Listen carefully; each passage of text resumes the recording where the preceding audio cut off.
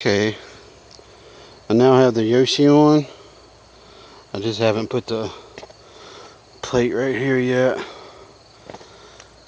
and everything, but there it is. Give it a start up.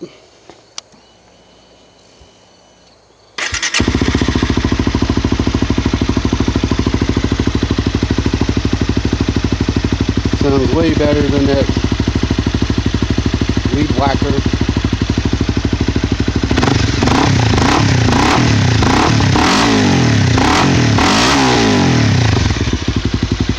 I do have a silencer in it. I'm trying to see if it's working much good.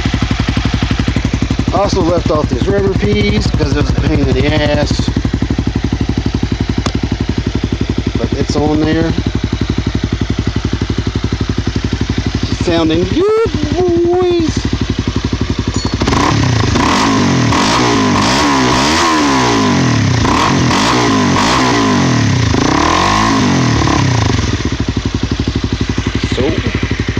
There you go.